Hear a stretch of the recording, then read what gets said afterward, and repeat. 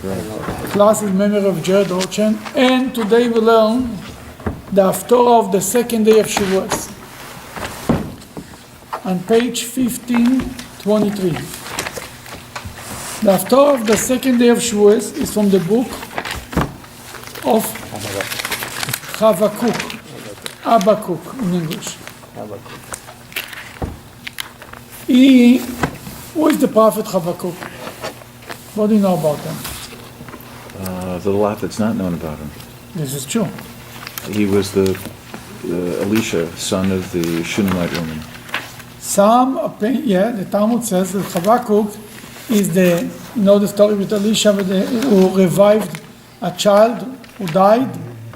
That's why the rabbi says it was him. Habakuk is from the expression chovek, lachvok, to hog. Elisha promised the mother that she will hog a son. And then he came and he hogged them 7 times, right? He lay down on them. That they say that Habakuk is the child who was revived. Very good. When was the period of time Habakuk was alive? It's not clear.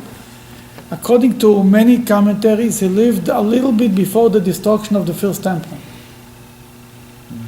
Then it doesn't work so much with Elisha, because Elisha was much earlier than that. Right? Was he Northern Kingdom or Southern Kingdom or both, if we know? I think it was already after the kingdoms. Yeah. Only one kingdom available. Mm-hmm. Now, the book of Habakuk is 3 chapters. That's it. 3 chapters. There is Trei Asar. There is a group of prophets in one book who are very small prophets, very small books there. For who else is in this book? 12 books. And Amos, Hosea, Obadiah, Obadiah, Nahum, Micha, Malachi, Zechariah, Haggai, Malachi, there are 12 of them, yeah. Mm-hmm. Jonah, right? Yeah, Jonah is in this book, yes. Then, what is Habakuk saying? What he wants? What is Habakuk's message? Here we're going to read chapter 3, the last chapter in the book of Habakuk. What is he saying in book 1 and book 2? Chapter 1 and chapter 2. First of all, the Medrash says, the Talmud says it. Then Moses said to be a Jew you have to have 630 mitzvahs. Then came King David and said that there is 11 things you can do and that will keep you as a Jew. He took chapter, I think 15 in the book of Psalms, and we say that he says to be honest and to be a straight person and all the mitzvahs that you man and man. That will keep you a straight person. Then the Talmud goes to other prophets who said it takes 3 things to be that's the main thing to be a Jew. And then finally come to Habakuk. Bo Habakuk ve'emidon alachas.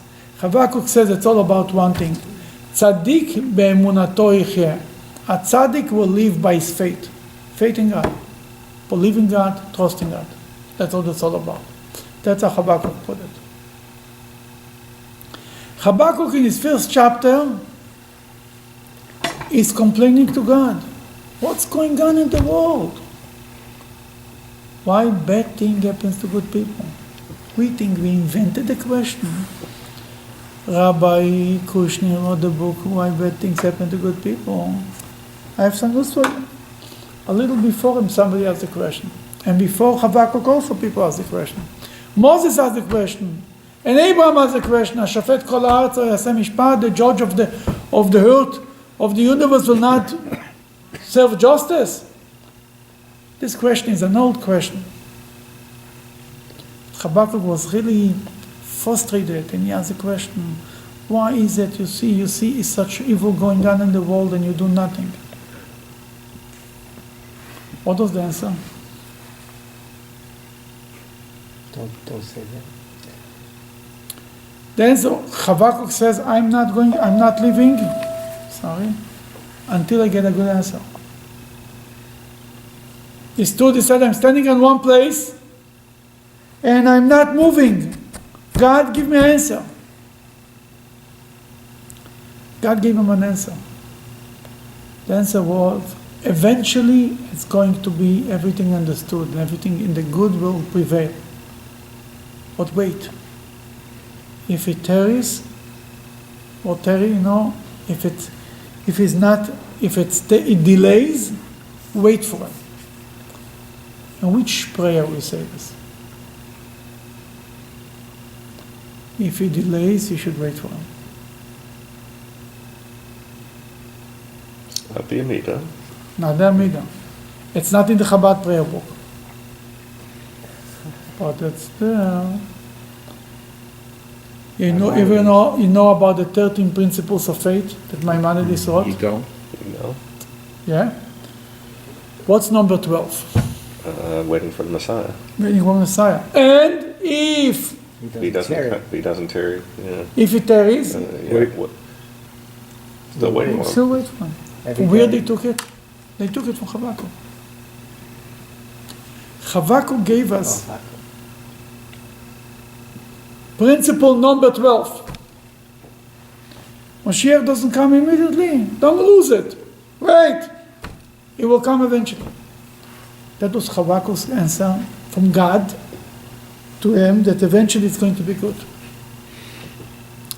Chapter number 3, Habakuk is apologizing to God for questioning him. The Medrash says 4 prophets, 4 people questioned God and apologized to God later. Moses, I think David, Jeremiah, and Habakuk. Or complaining to God, how did the evil are successful? And after they got the answer, they said, oh, I'm sorry, God, for asking. It's a normal reaction to ask, what's going on here? And then, as the expression is, what in a second thought, what again, I understand, it makes sense. God, I understand that it makes sense that I don't understand. I'm not surprised I don't understand.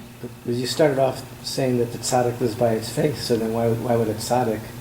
That's what he got in the second. That's what he got in the second chapter. That's the answer. That's the answer that Habakuk got from God. In the question, he didn't have it. Tzaddik b'emunato yechya, that's the answer.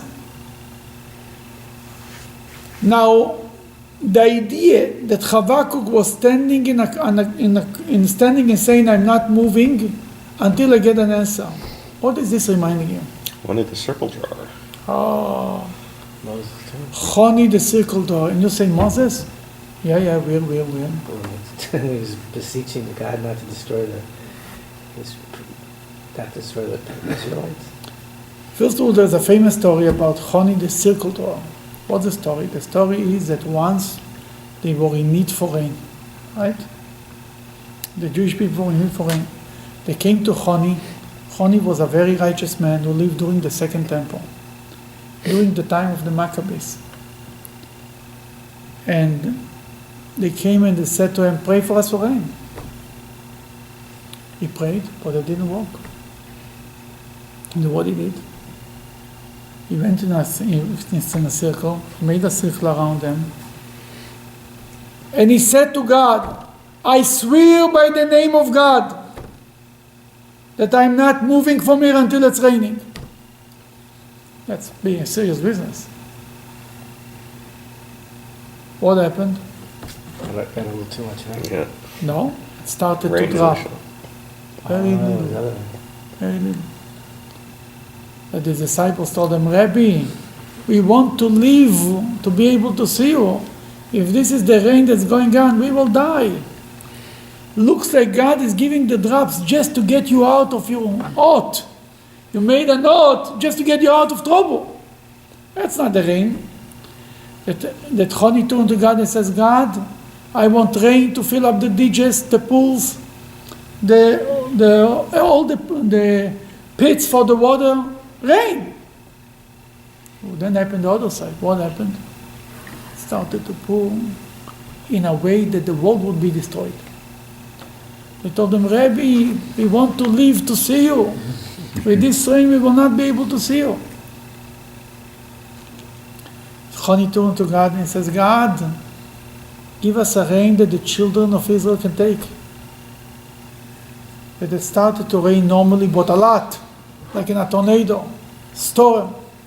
And all the Jews had to run to the mountains. They told Rabbi, you will not survive such a rain either.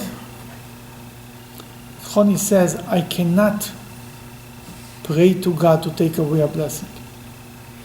Bring me an offering, and I offer to God a thanksgiving offering for the miracle. And then he asked from God, he said to God something very interesting. Your children cannot take a bounty of good. It doesn't say you cannot take enough rain. There's too much good. Good, not rain. Good. It's not so good. To be able to take good is also, for example, somebody is sleeping, it was very dark. If you turn on very strong light in his face, cannot handle, the eyes cannot handle. Light is good, but too much light is not good. Then the rain stopped, it cleared up, and the Jews were able to go and to collect and to revive themselves. Shimon ben Shotach was the leader of the Jewish people at that time, said to Choni, Choni, if you were not Choni, I would have excommunicated you from the community. How dare you take an oath that you're not moving until some kind of forcing God, and if God wouldn't cooperate with you? He goes on with a whole explanation that, and you know the story in the time of Elijah, that Elijah said, promised there's going to be a drought for 3 years, and it was a drought. He says, can you imagine you would be living in the time of Elijah? Elijah swore that it's going to be a drought. You were swearing that it's going to rain. God will have to break one of the oaths. You put God in basically you don't put God like this. It's my way or the highway. Maybe it's not going to. Because when the Talmud tells the story, the Talmud says that Choni did like Habakuk did. That he stood up on his place, he had a question, and he said to God, God, I need an answer. Why the Jews are suffering so much? Habakuk lived in the time when the Assyrian kingdom was falling apart, and the Babylonian kingdom is coming, and he saw in his prophecy that the Babylonians are going to destroy the temple. You need to understand, before the destruction of the first temple, the idea of destroying the temple was unthinkable. Just the thought, it's like something that you can never, God forbid, that America will cease to exist, or Israel. It was unthinkable. Then when he saw in his prophecy it's going to happen, he couldn't believe it. That he begged to God, what's going on here? And he says, I'm not moving until you give me an answer. But not only Habakuk did it, not only Choni, somebody before them did it.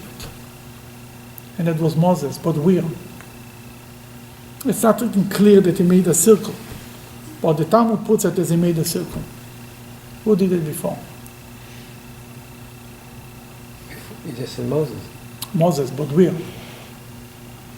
Where Moses did a similar thing. God? Must have been, during the plagues with Pharaoh. No? No. No. Show me your face.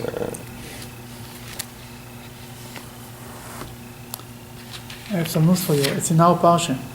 Hashem helps me that even I read a different Haftorah from somewhere else, it's always a connection to the parsha of what you learn, what was there.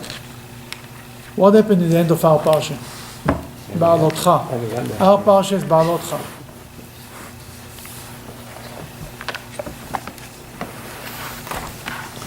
On page 937.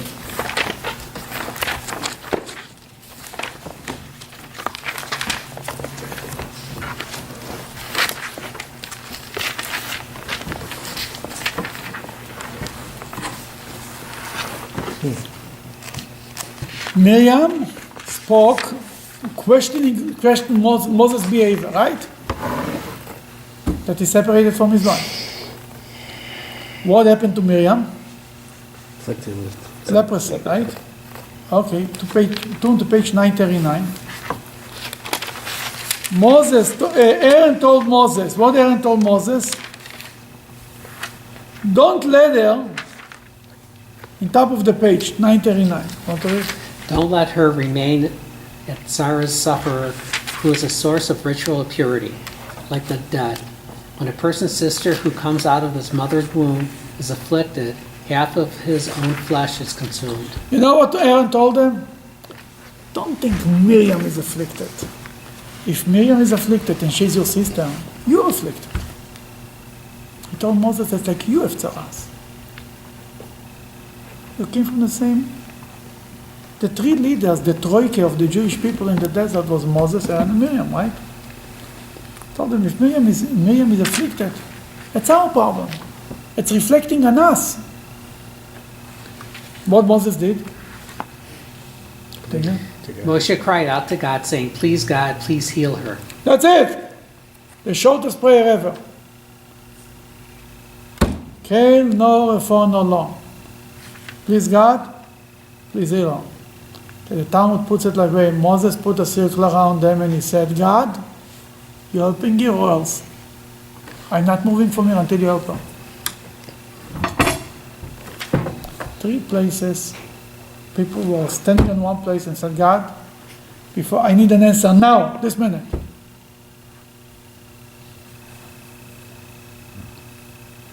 Why a circle? What's the idea about a circle? Maybe put a triangle. Put a box. Why a circle? What's unique about the circle? No beginning, no end. No beginning, no end. It's beautiful. The Rebbe said something very interesting. What means no beginning? Everything is equal. Nothing is more, nothing is less. It's a Jew that approaches God that every mitzvah is equally important to him. For example, most of us, Yom Kippur is much more important than regular Shabbos. The regular Shabbos is more important than regular day.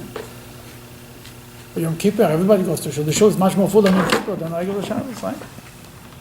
Brit Milah, priest, everybody is doing the mitzvah. Other mitzvahs, no, but mitzvahs a little less, Jewish wedding a little less. Not every mitzvahs are equally. But there are some type of Jews, tzaddikim, if God asks me to do it, doesn't make a difference what it is. I do it. That means a Jew of Mesiras Nefesh, Jews was ready for self-sacrifice. This type of a Jew gets a treatment. It's all measure for measure.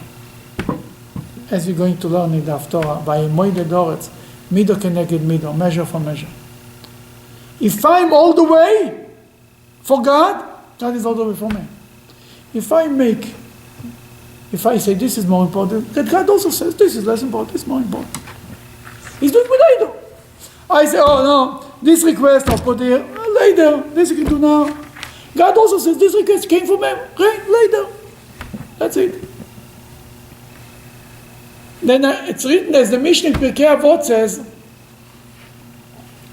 if you make his will your will, he will make your will his will. Simple as that.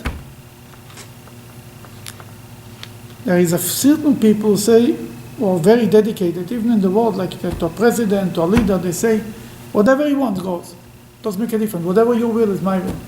I saw marriage. I said, I made a decision in my marriage to do everything my husband wants. Simple as that. Then this is the circle. 3 people, Moses, Habakuk, and Chonia Me'agel, are all on the same wavelength. Then we cannot put a circle and say to God, God, I swear, if not, I'm not moving. But what we could do is, the Rebbe says we could insist. We could say, yes, God, I want you to do it. And if it's too much, say, God, it's too much, not good for me. Too little, it's again not good for me. Is that the source of the whole concept of Mashiach now? The Rebbe spoke about it. What do you think I came up with this myself? The Rebbe said that we learn from Choni HaMe'agelis that you can require from God, yes. You can demand from God what you need. Because it's a mitzvah to ask from God you need. It's an obligation. What is prayer?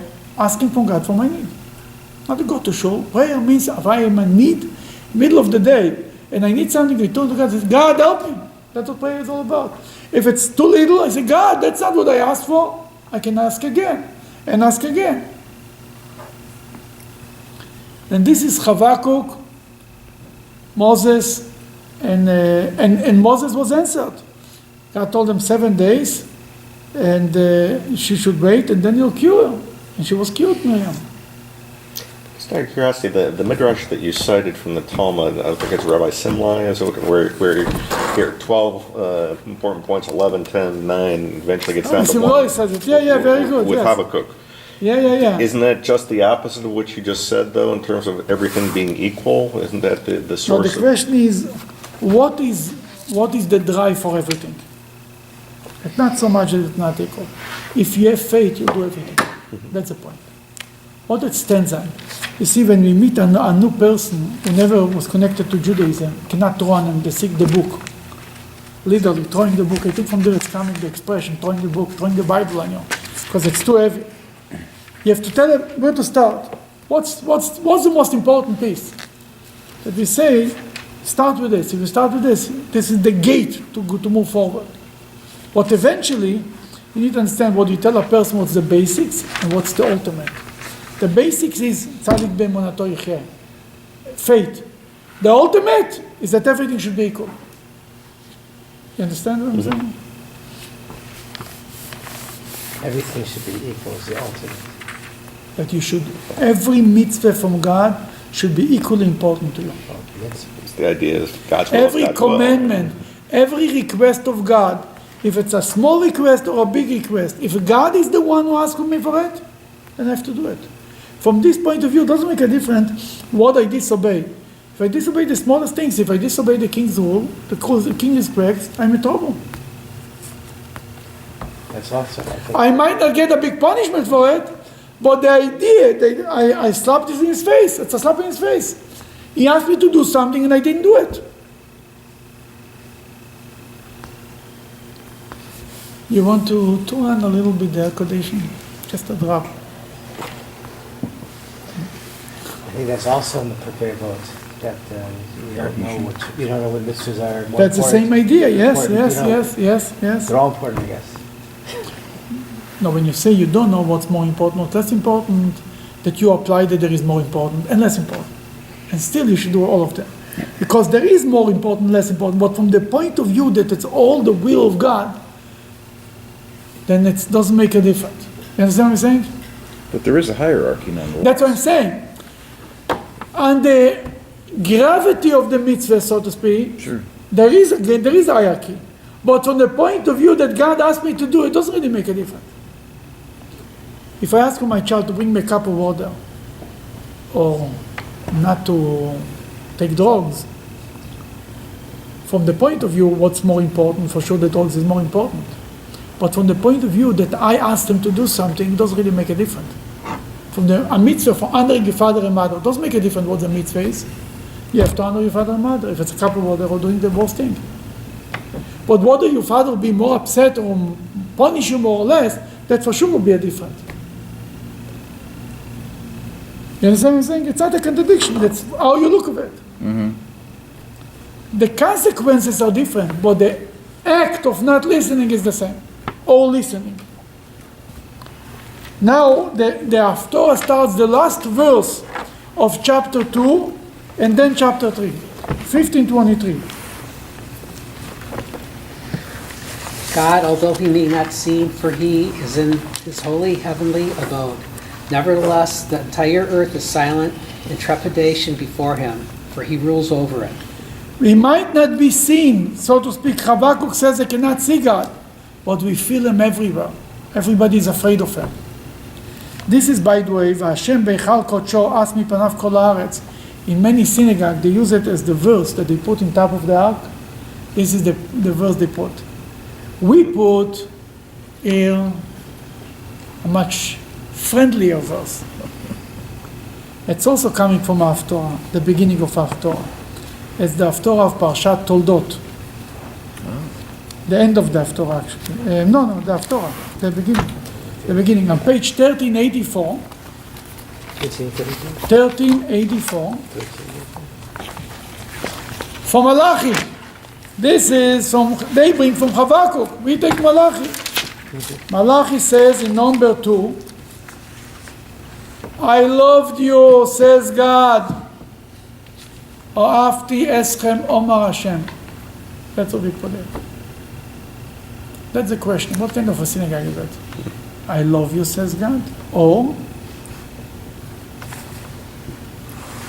God is abode, the whole world is scared of him. What do we say? Love or fear? But this is love in the past tense. I know. That's okay, he still loves us. Did you take it directly, or did you change the? No, he took it as it is, and we don't change the verses. That's what it Just is. asking. The Baal Shem Tov, the Maggid of Mezrich, the first Torah they did from his Rebbe, the Baal Shem Tov, was Ahafti eschem omar Hashem. You have to love another Jew. Love whoever God loves. That was the first Torah that the Maggid of Mezrich, the disciple of Shem Tov, heard from his Rebbe, the Baal Shem Tov, when he came to him. And the Maggid was a huge scholar, that the Baal Shem Tov told him the most simple word. My friend, you want to know what it's all about? Came Habakuk, he put it in one thing. Love your fellow. That's what his father told him. The Baal Shem Tov. No, that's not what his father told him. What he said, father told him. His father told him, fear only from God. Fear only God. Love every Jew. Father There's two told him, things. he didn't tell him love every Jew. Told him love every Jew? I don't remember that. The word Anochi, I, is that only used by God, or can that be used by others? Could be used by others too. Okay. Could be used, yeah. Now, and that's actually where we're going to the next, in the third verse, but it's the same idea. Do we sell love or we sell fear? What is the emphasis, really? Okay, number 2. 2-1? Okay. Yeah, The prophet 2-1. Habakkuk's prayer for having inadvertently erred. Al shigionot. Shigionot in Hebrew is the word mishgeh, comes the word mistakes. Page 1523, number, it's in the second verse, chapter 3, number 1. He's apologizing for his mistake. What means his mistakes? For complaining to God. He wanted to, he wasn't complaining on his own. He wanted to know where Moshiach is going to come, what's going on here. Oh God, I heard your message of the long exile, and I became terrified. I became terrified. Yeah, go ahead. Oh God, during these years, sustain the nation who are your handiwork. Make it known during those years that even in anger, you will remember to be merciful to them. Oh, God, he says, God, Shomati Shimacho Yoresi, I heard you, God. He didn't see God, he heard God. And therefore, he was afraid, he was terrified by the news that he heard. But more than just by the news, by God. That's why he says, God is the abode, and the whole world is scared of him, right? And he says, God, when you take the Jews on a long exile, he understood there's going to be a long journey. He says, Beroiges rachem tiskar. When you are angry, remember to have mercy on your children. We use this word, Beroiges rachem tiskar, in the high holiday prayers. Now, before we continue any further, there is a note in the bottom, 3.2. You want to read, Dr. Lang? 3.2 in the bottom. I heard your message. I became terrified. Rabbi Shimon rejoiced and said, I heard your message. I became terrified. At that time, it was appropriate to have fear, but in our case, everything depends on love. Wow, that's from the Zohar. Rabbi Shimon Bar Yochai says, Habakuk says, at that time, I heard your message, I became terrified. Now, it's a different world. In our case, everything depends on love. It's a relationship of love of God. That's what Kabbalah brought to the world. That's what Hasidus brought to the world. Was that before or after he left the cave and was killing people with his eyes, so to speak? Obviously, I don't know. It's a good question. Exactly when you said it. But let's continue the note. At first, the Rebbe is asking, go ahead.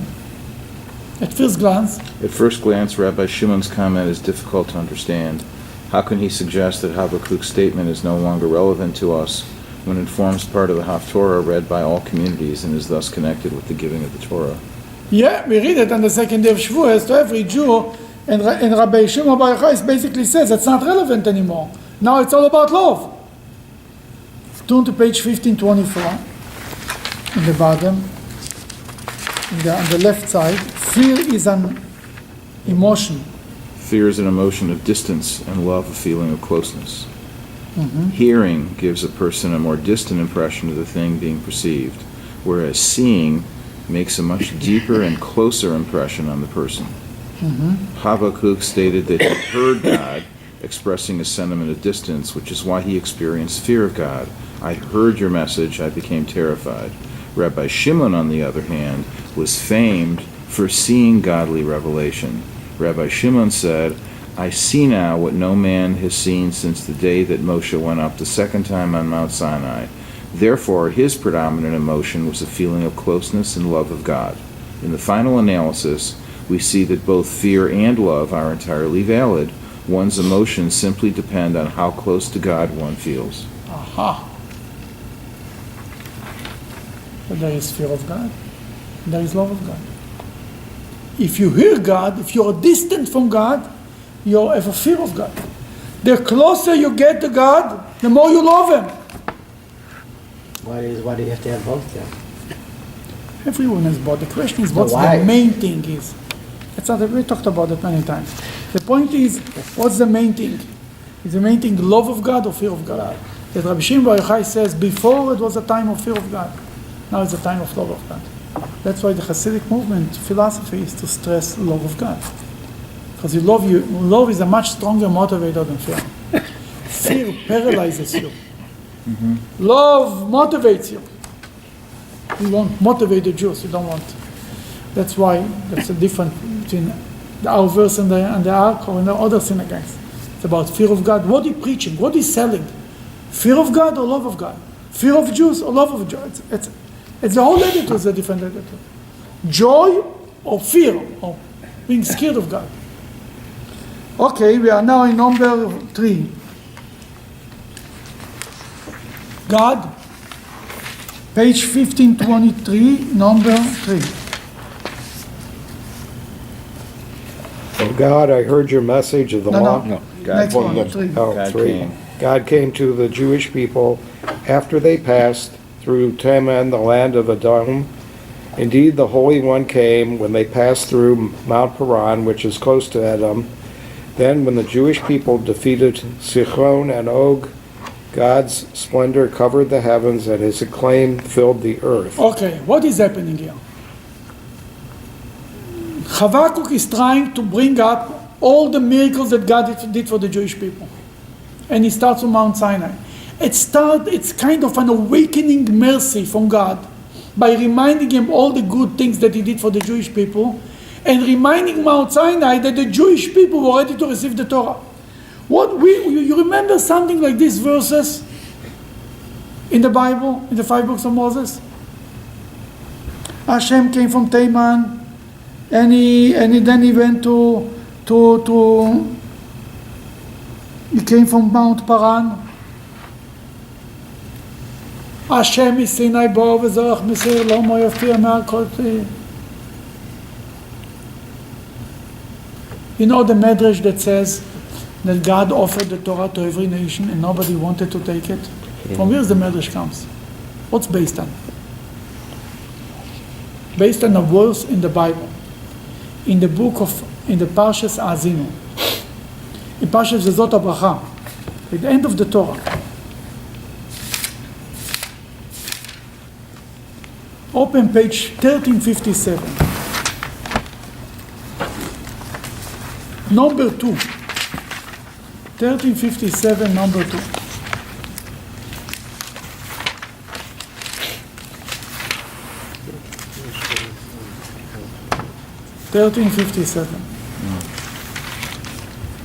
Yes, in top of the page. Read the top of the page. Okay. Please. From the beginning. And this is the blessing which Moshe, a man of God, gave to the children of Israel shortly before his death. He said, he first said his words of praise about God. God came out from Sinai to meet the Jewish people, and he shined his glory to them after coming from Seir, where the children of Esau had declined to accept the Torah. He appeared to them after coming from Mount Paran, where the children of Ishmael had declined to accept the Torah. He came to the Jewish people along with some of the holy Marids, and he gave to them a fury law written with his right hand. Okay, see what's going on here? Almost the same words. Came from Paran, came from this. The message is, nobody else wanted to receive the Torah. Then Habakuk is trying to wake God's mercy on the Jews. He says to the God, you remember who were the only customers? Who was ready to take the Torah? Only the Jews. That's what he's saying. And that's the same language he's using here in the Haftorah. Similar language, not the same, but a similar language. Go back to our Haftorah, 1527. Well, 1523. I'm sorry. Okay, we'll continue on number 4. He continues to mention the miracles that God did for the Jewish people. And he says, by the walls of Sichon and Og, the whole world, they saw the splendor of God. There were the big giants, and Moses knocked them out. Number 4, the glow. The glow of the pillar of fire which accompanied the Jewish people at night was as light as day. They were empowered with the might of his hand, and there with them were the tablets which had been previously concealed on high and were inside the ark of his strength. In front of the ark, pestilence loomed to destroy the Canaanites, and when the ark came, fiery coals came out to annihilate them. Okay. Then what is he saying? He says that he mentioned the whole thing that God sent the clouds of glory, and they cleaned up the place. And the Ark of the Covenant with the 2 tablets were eaten inside. They were fighting for the Jewish people the war. The Jews did not fight the war. But the word, you need to understand, it's poetry. This chapter is poetry. In poetry, there is a lot of parentheses, what it means. You understand what I'm saying? I remember every time I used to read the Haftorah from the second day of Shavuot, you couldn't make sense of it. Without the commentary, in English, they put in parentheses the commentary, you wouldn't be able to make sense at all about it. Go ahead, number 6. When the ark would stop, the land was conquered, later to be measured out to the tribes. When the ark looked at the land and the nations were displaced.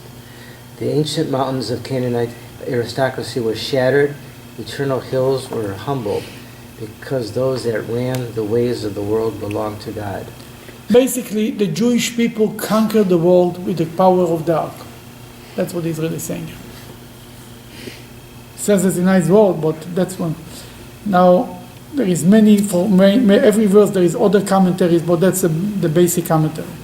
Let's continue, number 7. I saw that God did not intervene on Israel's behalf when they came under the rule of the tents of King Cushan, not because he was lacking in strength, but due to the inappropriate behavior of Israel.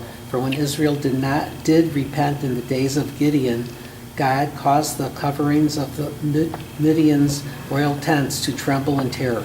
He says like this, I saw that many times the Jewish people God did not interfere on behalf of the Jewish people. But not because God couldn't do it, and because the Jews didn't deserve it. Because the moment the Jews did tshuva, God said Gideon, right? He revealed himself to Gideon, and then Gideon came and saved the Jewish people. That basically, Habakuk, who lives almost by the end of the first temple, is bringing it's a long monologue to bring out all the miracles, the history of the Jewish people. It's almost like Moses in the beginning of Deuteronomy. This is true, yes. What it is more than everything, it's reminding the Jews what they need to do, their history, and reminding God, speaking to God all the good things about the Jews, so to speak. Awakening the love of God to the Jewish people. That's what it's all about. It's called a limud zchus. To find something good to say about the Jewish people. You know, that once a cantor came to the Rebbe, he says, I'm going to daven on the high holidays. The Rebbe told him, you know how the prayers begin? Ma'tovu o alecha Yaakov, mishkenotecha Israel. How good are your tent Jacob, your dwelling Israel? The Rebbe said, the prayer starts with a compliment of the Jewish people. You want to stick to God? First we'll say something nice about these kids, then we'll talk. I want something from you. I say, you know, your children are amazing. Then we can talk. Now you open my heart. You start, I need this. What is this? A prophet, what's the job of a prophet? By the way, to say this line can only say somebody that lives like this. It's not just came up with a brilliant idea. Somebody that his life is dedicated to the Jewish people can say such a line that the prayer begins with compliment to the Jewish people. He spoke once about Jeremiah. Jeremiah was a harsh prophet. But the first prophecy he gave to the Jewish people, not that he's God by himself, gave to the Jewish people, was a beautiful compliment about the Jewish people. Zacharti lo chesed nuraich, I remember to you the old days that you went after me in the desert. Famous line, right? That was the first line, according to many commentaries, that Jeremiah gave to the Jewish people. And I saw it, I said, if the Rebbe would see it, he would love it. Because that's exactly what the Rebbe is. And that's what here the prophet is doing. He's trying to awaken the old love of God to the Jewish people. So he's doing the opposite of what a lot of prophets do. Prophets usually speak from God to us. He's speaking from us to God, basically. Habakuk, really, the good point. Habakuk is basically from us to God, yes. He screams out to God, God, what's good? That's the first chapter. He's complaining to God. The second chapter, God answers him. And now it's a prayer that is trying to awaken him. So he's almost the new Moses. There's a famous story in the Talmud. Rabbi Shmuel Kohen Gadol, a high priest, says, once I walked in, lifnai velifnim, I entered the Holy of Holies, and I saw God. It became a very famous song. And he told me, God told the high priest, Ishmael b'ni borcheni. Ishmael, my son, give me a blessing. God is asking from Ishmael, from the high priest, a blessing.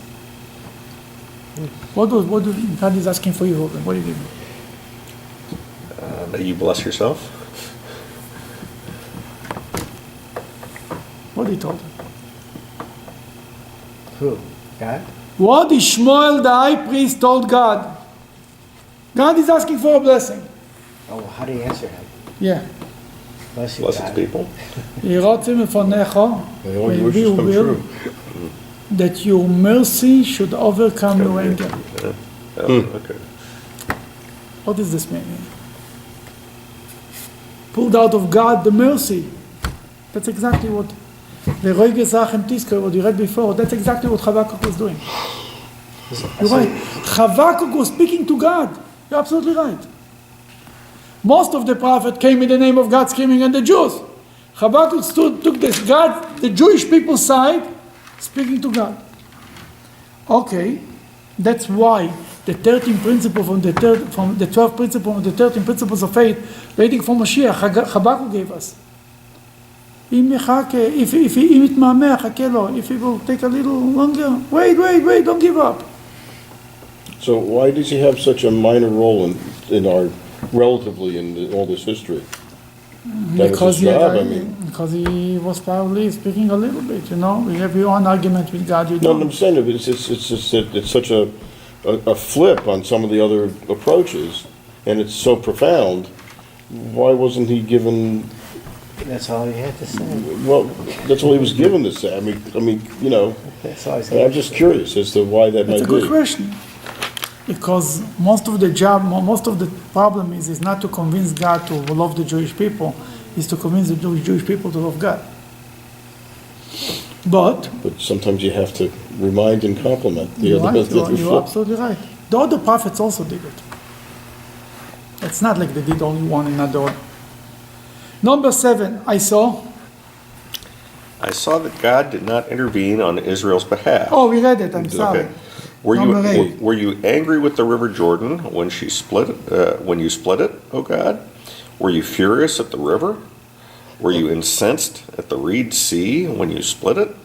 No. You split the water so that you could ride your horses with your chariot of salvation to redeem the Jewish people. Again, he mentions all the miracles that God made to the Jewish people. He said you didn't do it out of anger, you did it because you cared for the Jewish people. Okay, number 10. And where are we? Number 9. 10? No, 9. 9. All right. Your bow was fully unsheathed to fight against the Canaanites to fulfill your promise made to the patriarchs to give the land of Israel to the tribes. Thus in the desert you split the earth open into rivers so that the Jewish people would have water to live, enabling them to reach the land. And God basically he puts all on the table. All the miracles that God made to the Jewish people. He split the earth to get out water. He gave the land of Israel to the Jews because he promised to the patriarchs. Number 10. The mountains, or Arnon, shook when they saw you and moved together to crush the enemy. A stream of water went by from the well to bring up the remains of the enemy so that the people could see the victory, and the deep well cried aloud to announce the miracle. On that day, God's powerful hands were exalted and esteemed, for everybody recognized his miracles. When was it? When is this miracle took place? When was that? I know they were in the valley, the two mountains came together. When was it? Yeah. When was it? Well, this one is probably close to when Moses wanted to ask God to see him in the face. No? I think.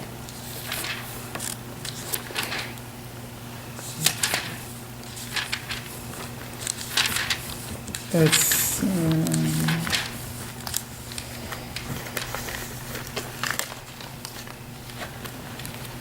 on page 10, 1007. 1005 actually.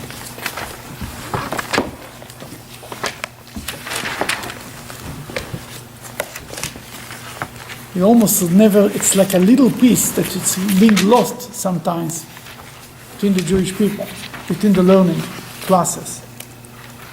For their journey, the miracles encamped at Arnon. Page 1005. You see it? The new the new paragraph. No, further journey to miraculous encampment. Yes. It's you. Go ahead. It's Bob. The children. I'm sorry. Where are we? Right there. Oh. The children of Israel traveled and they camped at Ovos. They traveled from Ovos and camped in Ayim Havarim. No, just move on. Yeah, don't worry about the names. Okay. In the wilderness between Moab and the land of the Amorites. All right. Okay. From there they traveled and they encamped on the other side of the Okay. Arnon. Number 13. From there they traveled. Okay. Continue. Which is in a continue. desert extending from the Amorite border. At Arnon was the Moabite border between Moab and the Amorites. Okay, turn the page. About this miraculous encampment, it will be told when God's wars are recounted. He gave a gift of miracles at the Sea of Reeds, and they were matched by the miracles of the valleys of Arnon. The blood of the Amorites was spilling into the valleys when the mountains actually moved, crushing the Amorites, and it turned to settle at Ar, leaving We'll stop right here and we'll read the classic question. What miracle occurred at Arnon? See it on the Rashi, it's on page 1006. Classic question, the left column. Go This is ahead. Rashi, right? Yes. The mountains were high, and the valley between them was deep and narrow. The mountains were so close to each other that a person standing on the mountain on one side of the valley could speak to his friend standing on the mountain on the other side. The route of the Jewish people passed along the valley. The route, The- yeah. Go ahead, I'm sorry, go ahead. No. The Amorites said, "When the Jewish people enter the valley to pass through, we'll come out of the caves in the mountains above them and kill them with arrows and catapult stones." There were caves in the rock on the Moabite side of the valley. and directly opposite the caves there were protrusions on the mountain on the Amorite side. When the Jewish people were about to pass through the mountain, moved toward the mountain of Moab, the protrusions entered the caves, killing the Amorites. This is the meaning of the words, "It turned to settle at Ar." The mountain veered from its place and moved toward the side of the Moabite border and attached itself to it. It was thus leaning against the border of Moab.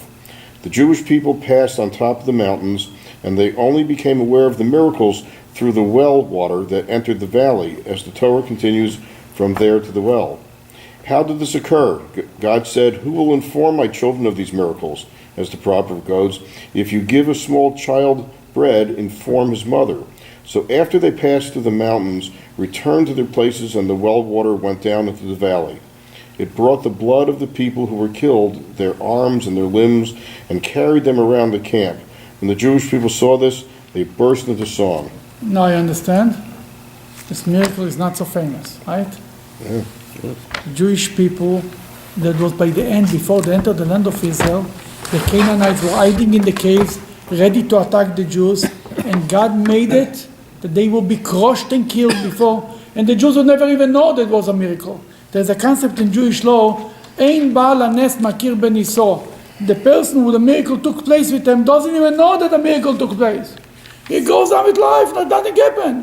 He doesn't know that behind him was a car, almost killed him, and God saved him in a split of a second. He doesn't even know that God wanted to make sure that the Jews know that the river brought the limbs of the people who were killed. Oh, there were enemies here. That's how they discovered it was a miracle. That's what Habakuk now is mentioning, this miracle, because he wants to, again, mention a miracle that God did for the Jewish people, 1524. Now we're going to number 11. Go ahead. In the days of Joshua, the sun and the moon stood still in their place, and Israel went to victory in the light of your arrows and the glow of your spearheads. In anger you paced the earth and trampled nations in rage.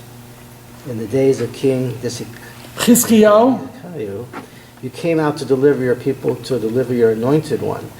Through your angel, you crushed the heads of the wicked houses, Sancheriv, Of Sancheriv. barring the foundation of their power even to its core, which is in the neck, so it will never rise again. With Sancheriv's own spear, you pierced the heads of his senior officials in his open cities. They had stormed towards us, intending to scatter us, but we instead scattered them. They planned joy. Their planned joy was turned on their heads like that of the Egyptians who wanted to devour their victim in secret in the desert. But your clouds, which were like horses, trampled them in the sea together with piles of mighty waters.